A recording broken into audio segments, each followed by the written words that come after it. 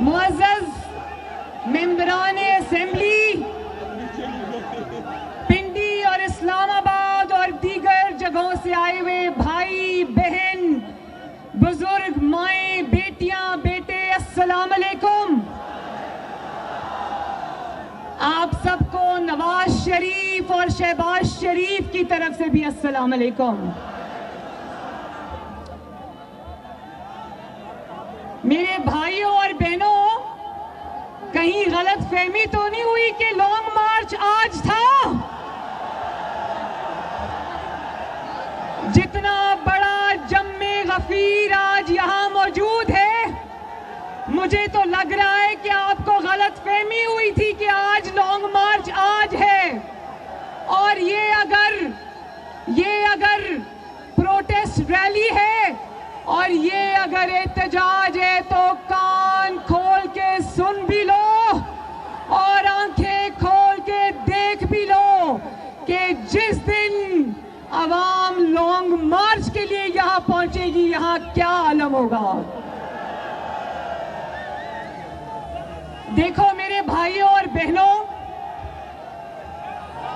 हम आज एक ऐसी सड़क पर मौजूद हैं जिसको कॉन्स्टिट्यूशनल एवेन्यू कहते हैं, यानी कि शायराए दस्तूर, जिसकी दोनों इतराफ में इंसाफ देने वाले इदारे हैं। लेकिन मेरे भाइयों, मैं बहुत अफसोस के साथ ये बात कहती हूँ कि हम जिस मुल्क में रहते हैं वहां ना आईन है ना कोई इंसाफ है। और आज इलेक्शन कमीशन ऑफ पाकिस्तान के बाहर हम इसलिए जमा हुए हैं कि हम इलेक्शन कमीशन ऑफ पाकिस्तान को उसकी आईनी जिम्मेदारियां याद दिलाएं। हम यहाँ पर इसलिए जमा हुए हैं कि हम इलेक्शन कमीशन ऑफ पाकिस्तान और मोहतरम चीफ इलेक्शन कमिश्नर को ये बताएं कि आपका इदारा पाकिस्तान का इदारा है, पाकिस्तान का आईनी इदारा है और पाकिस्तान की कौम का इदारा है। ये वो इदारा है जिसको आईन ने आपकी और अवाम की राय का अमीन बनाया है। ये वो इदारा है जिसको पाकिस्तान की आईन की सब्ज किताब ने आपके वोट की इज्जत की जिम्मेदारी अता की है। और ये वो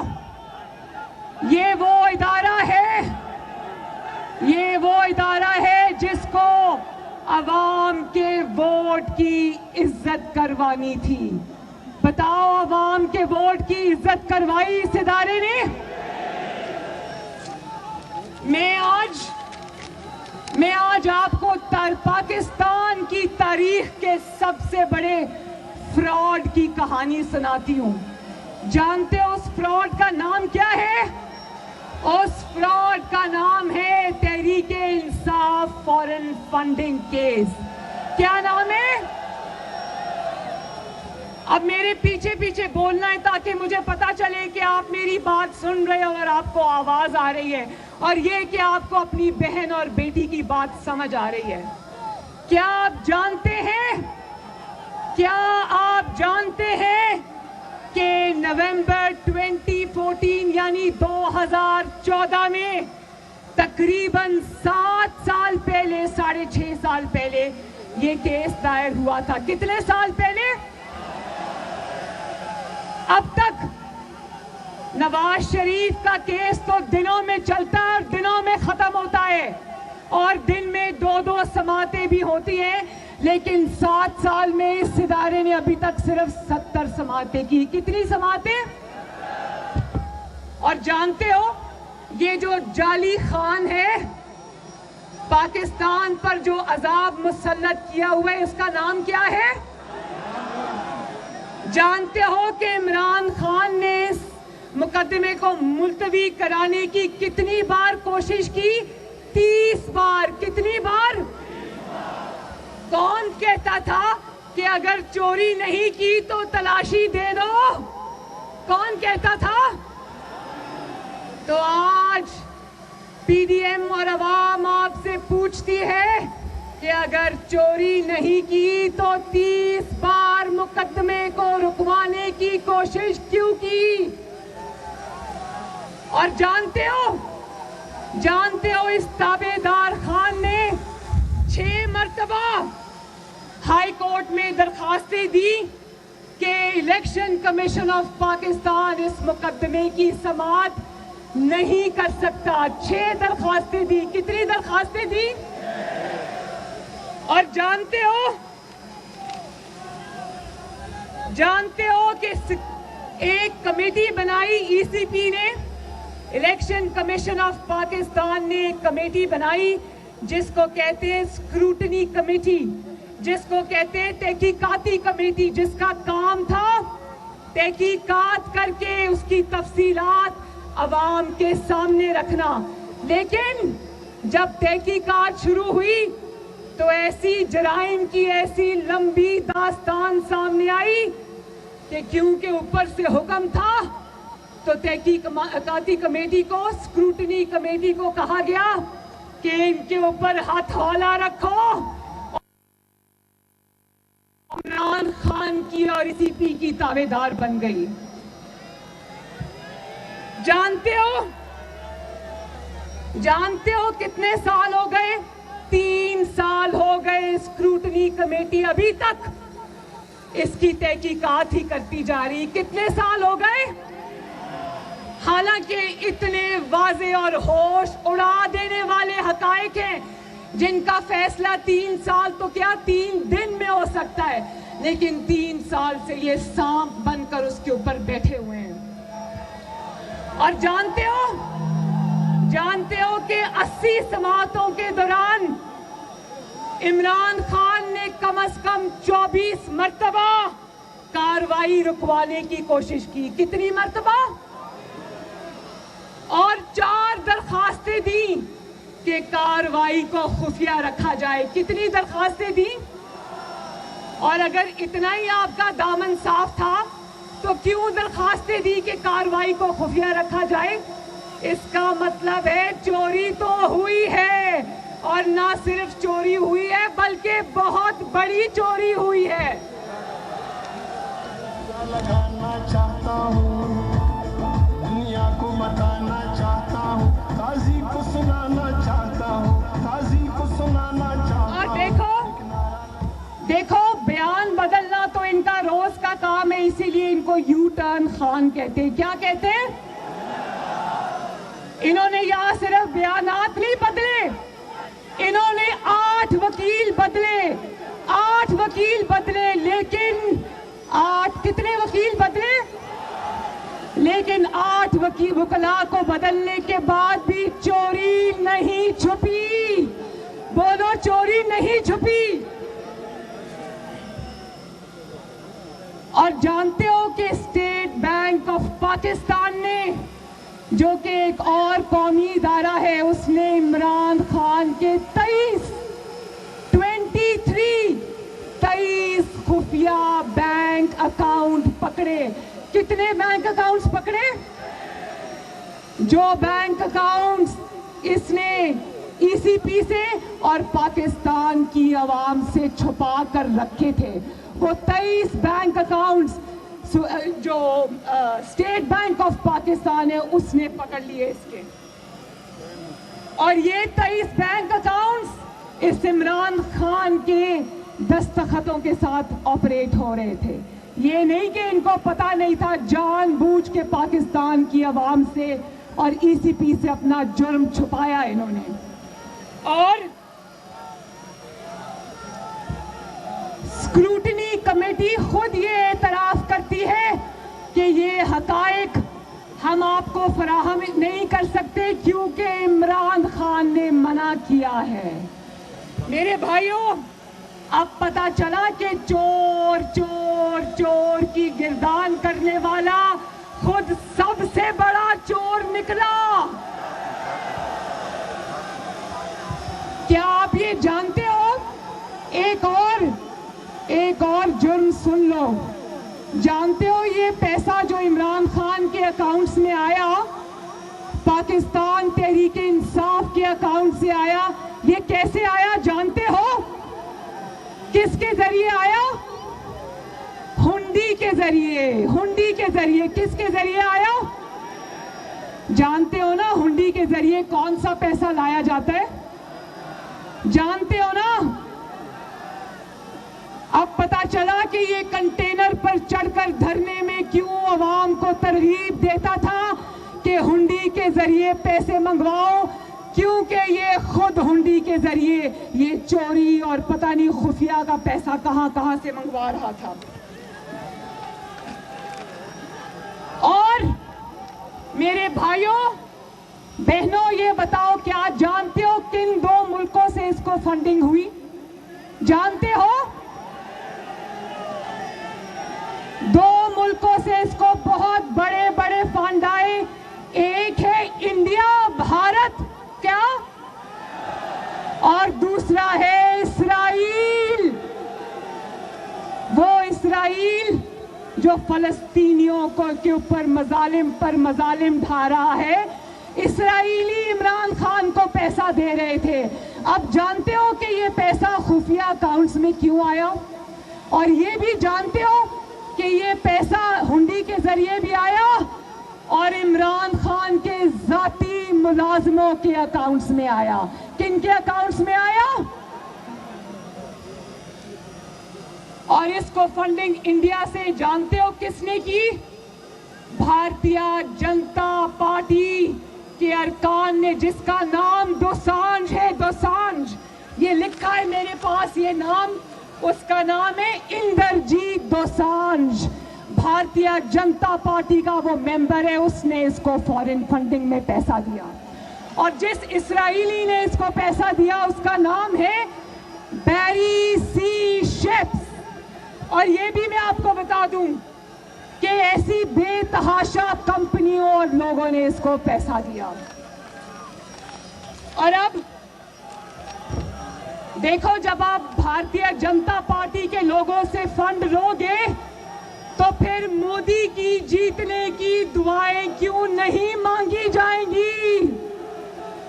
फिर कश्मीर क्यों मोदी की झोली में नहीं फेंका जाएगा?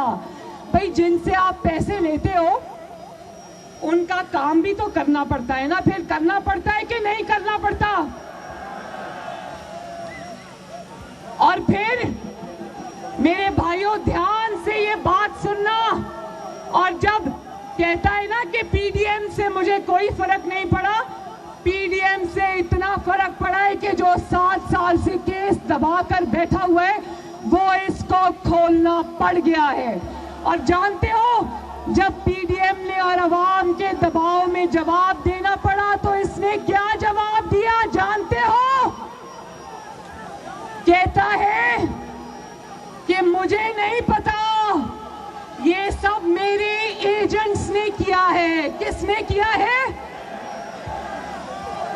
कहता है मैंने नहीं किया, मुझे नहीं पता, सब मेरे एजेंट्स ने किया है। वाह वाह वाह वाह, तालियां बजाओ, तालियां।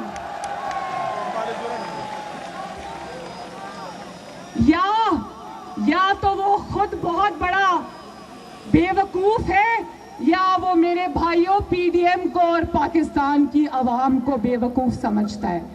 तो बड़ी अच्छी बात है कि जब पैसे धड़ाधड़ आ रहे थे और उन पैसों को तुम एक मुंतखब हुकूमत और एक मुंतखब अवामी वजीर आजम जिसका नाम है मोहम्मद नवाज शरीफ, जब तुम पानी की तरह पैसा बहा रहे थे और धरनों पर खर्च कर रहे थे, उस वक्त तुम्हें नहीं पता था कि ये पैसा एजेंसी के पास से आया है या कहाँ आया है? पैसा आते वक्त नहीं पता था कि एजेंट्स के थ्रू आया है। जब जवाब देना पड़ा तो एजेंट्स याद आ गए। और 7 साल बाद याद आया, जब अवाम ने जवाब मांगा, जब दबाव पड़ा तो 7 साल बाद याद आया कि पैसे तो मेरे एजेंट्स को पता है, मुझे पता नहीं है। बोलो जरा एक दफा, बोलो वाह वाह वाह, वेरी गुड। दस्तखत करने का पता था भाइयों, सुनना, दस्तखत करने का पता था, पैसा वसूल करने का पता था, पानी की तरह पैसा साजिशों में इस्तेमाल करने का पता था, मुंतखब हुकूमत को गिराने में पैसा इस्तेमाल करने का पता था, मगर ये पता नहीं था कि करोड़ों और अरबों और खरबों जो आ रहा है वो कहां से आ रहा है। बिल्कुल उसी तरह मेरे भाइयों, बिल्कुल उसी तरह जिस तरह ये कहता है कि मुझे हुकूमत में आने की मेरी तैयारी नहीं थी। भाई, हुकूमत में आने की तुम्हारी तैयारी नहीं थी, तुम्हें काम करना नहीं आता था, लेकिन अवाम की जेबों पर डाका डालने की तुम्हारी पूरी तैयारी थी। अवाम की खिदमत करने की तैयारी नहीं थी, लेकिन अवाम को लूटने की तुम्हारी पूरी तैयारी थी। महंगाई को आसमान पर पहुंचाने की तुम्हारी पूरी तैयारी थी। आटा, चीनी, गंदम और दवाइयों पर डाके डालने की तुम्हारी पूरी तैयारी थी। अगर ये सब तुम्हारे एजेंट्स ने किया है, इस्लामाबाद और पिंडी के भाइयों और बहनों, अगर ये सब तुम्हारे एजेंट्स ने किया है, तो जरा ये भी बता दो ईसीपी के सामने कि 2018 के इलेक्शंस में तुम्हारे बैलेट बॉक्सेस में वोट किस एजेंट ने डाले थे। जरा ये भी पाकिस्तान के अवाम को बता दो कि अगर पैसा देने वाले एजेंट्स थे तो तुम्हें इक्तदार में लाने वाले एजेंट्स कौन थे। और ये भी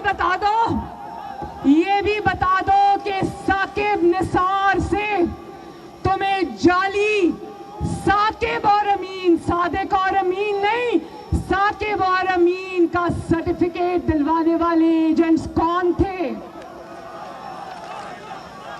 और अब ये भी बता दो, यहाँ मीडिया की वैन्स मौजूद हैं, ये भी बता दो कि तुम्हारे लिए मीडिया को मैनेज करने वाले, मीडिया को दबाव में लाकर अपनी मर्जी की खबरें चलवाने वाले एजेंट्स कौन है। पूछो मेरे भाई, कौन है वो एजेंट्स। और ये भी बता दो कि तुम पाकिस्तान के 22 करोड़ अवाम की तबाही के जिम्मेदार हो, तुम पाकिस्तान के बड़े बड़े जराइम के जिम्मेदार हो। तो जरा ये भी बता दो, तुम्हारे हर जुर्म और हर गलती पर पर्दा डालने वाले एजेंट्स कौन हैं? कौन है? आवाज नहीं आ रही, कौन है?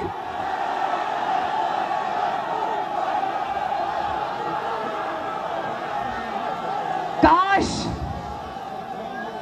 सुन तो रहे होंगे, मेरा ख्याल है कि ये आवाज पहुंच जाएगी कि लोग जानते हैं कि तुम्हें 22 करोड़ अवाम पर मुसल्लत करने वाले एजेंट्स कौन हैं। देख लो, जहां जहां आवाज जा रही है, देख लो, लोग नहीं डर रहे। पाकिस्तान बदल रहा है। तुम जितना भी जोर आजमा लो, तुम जितना भी अपनी ताकत आजमा लो, तुम पाकिस्तान के अवाम से नहीं जीत सकते। बताओ कि पाकिस्तान की अवाम अब जमहूरियत के लिए खड़ी हो गई है या नहीं खड़ी हो गई? हाथ उठा के बता दो मुझे। इलेक्शन कमीशन ऑफ पाकिस्तान से भी कुछ सवाल पूछना चाहती हूं। मेरे साथ ये सवाल पूछोगे ना? मैं इलेक्शन कमीशन ऑफ पाकिस्तान से ये सवाल पूछना चाहती हूं कि क्यों 2018 के इलेक्शन में जब आपके हाथ पांव बांधकर आरटीएस को बंद किया गया, आप क्यों खामोश रहे? पूछो, आप क्यों खामोश रहे? जब आपके इदारे में ईसीपी की बात कर रही हूं, अभी बाकी इदारों की बात नहीं कर रही, डरने की जरूरत नहीं है। जब आपके इदारे यानी इलेक्शन कमीशन ऑफ पाकिस्तान को यरगमाल बनाकर एक नाअहल और तारीख के सबसे बड़े नालायक शख्स को सिलेक्ट करके, क्या करके, आवाम के वोटों पर डाका डालकर, जब वो एक तारीख के सबसे ज्यादा नालायक और नाअहल शख्स को 22 करोड़ आवाम की किस्मत का मालिक बना दिया गया, तो आप क्यों नहीं बोले? ईसीपी मुझे बताएं, आप क्यों नहीं बोले? बोलो। आज आपके इदारे की नाकामी और खामोशी की सजा मेरे 22 करोड़ अवाम भुगत रहे हैं। बोलो, भुगत रहे हो ना? आज जब पेट्रोल बम, जिसको उर्दू में पेट्रोल बम कहते हैं, वो आज जब अवाम के सरों पर गिरता है, तो ईसीपी वालों सुन लो, ये अवाम तुम्हें भी इसमें शरीके जुर्म ठहराती है। ठहराते हो? आज जब हर रोज कमर तोड़ महंगाई होती है, मैं जानती हूं आपके घरों में महंगाई का डेरा है, मैं जानती हूं। आज जब रोज रोज अवाम के ऊपर महंगाई का तूफान आता है, तो महंगी बिजली, महंगी गैस, महंगा आटा, महंगी रोटी, महंगी चीनी, महंगा साबुन, महंगा खाने पीने का कुकिंग ऑयल जिसको कहते हैं, किस किस चीज का मैं नाम लूं। आज जब उन चीजों की कीमतें रोज रोज अवाम की पहुंच से बाहर हो जाती है, तो अवाम आपको भी इस जुर्म में शरीके जुर्म ठहराते हो। बोलो, मैं ठीक कह रही हूं? आज जब अद्वियात की, दवाइयों की कीमतें बढ़ी है ना, आज जब अद्वियात की कीमतें गरीब मरीजों की पहुंच से बाहर हो जाती है, तो ईसीपी को लोग शरीके जुर्म ठहराते हैं। आज जब मेरे यंग बच्चे, नौजवान लड़कियां, नौजवान लड़के आज जब बेरोजगार होते हैं, तो याद रखो ईसीपी आवाम तुम्हें भी शरीके जुर्म ठहराती है। आज जब क्या असातिज़ा, क्या हुकूमत के मुलाजिम, क्या ब्यूरोक्रेसी, क्या लेडी हेल्थ वर्कर्स, क्या पाकिस्तान स्टील मिल के मुलाजमीन, आज हर कोई सड़कों पर एहतजाज कर रहा है, तो याद रखो ईसीपी अवाम तुम्हें भी शरीके जुर्म ठहराती है।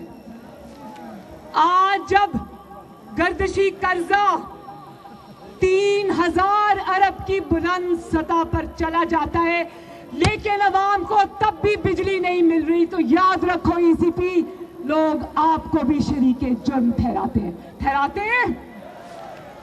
और आज जब अचानक पूरे मुल्क के अंदर, पूरे पाकिस्तान के अंदर, चारों सूबों के अंदर बिजली बंद हो जाती है, अचानक पूरा मुल्क अंधेरों में डूब जाता है, तो याद रखना ईसीपी इस नाअहली और नालायकी में लोग आपको भी शरीके जुर्म ठहराते हैं। और आज जब ब्रॉडशीट स्कैंडल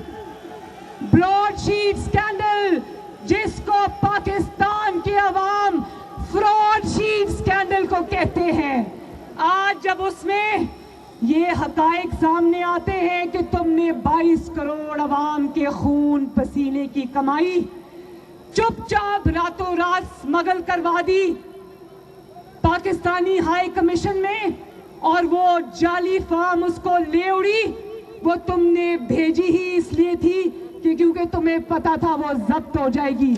और वहां तक नहीं बात, देखो ये ऐसे लोग हैं, इमरान खान और उसकी हुकूमत, ये उसमें से भी कमीशन मांग रहे थे, उसमें से भी कमीशन मांग रहे थे। और आज जब तारीख का सबसे बड़ा स्कैंडल ब्रॉडशीट, जिसका नाम फ्रॉडशीट है, वो सामने आता है और अवाम के खून पसीने की कमाई इनकी कमीशंस में जाती है, तो याद रखो ईसीपी लोग तुम्हें भी शरीके जुर्म ठहराते हैं। और आज मलेशिया में, मेरे भाइयों बात सुनो, आज मलेशिया में मलेशिया के अंदर जब लीज पे ना होने की वजह से 170 पाकिस्तानी मुसाफिरों को जहाज से उतार लिया जाता है, तो उस शर्मिंदगी और उस नालायकी और नाअहली में भी लोग ईसीपी को शरीके जुर्म ठहराते हैं। और आज जब हजारा बरादरी के साथ जुल्म होता है, उनके गले कटते हैं। मैं गई थी वहां पर उनको गले लगाने के लिए, मेरे रोंगटे खड़े हो गए थे उनकी दर्द की दास्तान सुनते हुए। और आज जब वो इस जाली वजीर आजम को कहते हैं कि हमारे पास आओ, हमारी लाशें पड़ी हैं, तो ये कहता है कि ये मुझे ब्लैकमेल कर रहे हैं। और जब आज पाकिस्तानियों के साथ और हजारा बरादरी के साथ ये तौहीन-आमेज़ सलूक होता है कि ये क्वेटा जाता भी है तो वहां पर एक यूनिवर्सिटी में बैठकर जो मुतासिरीन हैं, जिनके भाई बेटे और खावन शहीद हो गए, उनको कहता है मेरे पास चल कर आओ, मैंने तुमसे ताज़ियत करनी है। तो आज इस किस्म की जो तज़हीक पाकिस्तान के अवाम की आज हो रही है, ईसीपी सुन लो कि पाकिस्तान की अवाम तुम्हें भी इस जुर्म में शरीक समझती है। और ईसीपी जवाब दो, ईसीपी जवाब दो, बोलो ईसीपी जवाब दो कि पाकिस्तान के साथ ये तारीख का सबसे बड़ा जुल्म जो सिलेक्टेड और सिलेक्टर्स ने किया था, आप बताओ कि आप इतने बड़े जुर्म में हिस्सेदार क्यों बने? क्या बिगाड़ा था इन मासूम पाकिस्तानियों ने आपका? क्या बिगाड़ा था इन मासूम पाकिस्तानियों ने आपका? और याद रखना, इदारों पर वो शख्स हमला करता है जो इदारों को यरगमाल बनाकर जबरदस्ती उनसे नाइंसाफी पर मबनी फैसले लेता है। क्योंकि ये जो एजेंट्स होते हैं ना, जो पीछे से काम करते हैं, ये सामने नहीं आते, सामने होते हैं ईसीपी जैसे इदारे, और अवाम की उंगलियां फिर इन इदारों की तरफ उठती हैं। वो लोग पीछे छुपे होते हैं, उनको पता होता है कि हमारा चेहरा कोई नहीं जानता, लेकिन जवाब तो ईसीपी को देना पड़ेगा। और इसका जवाब एक ही है।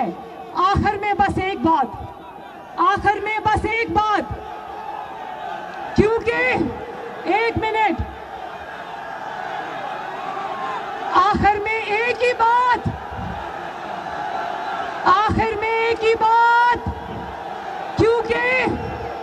क्योंकि इमरान खान ने अपने जुर्म का एतराफ कर लिया है। तो जब जुर्म का एतराफ कोई कर लेता है तो उसके बाद फैसला नहीं होता, उसके बाद सिर्फ सजा होती है। तो पाकिस्तान जिंदाबाद, पीडीएम जिंदाबाद, पाकिस्तान पाइंदाबाद। अल्लाह हाफिज।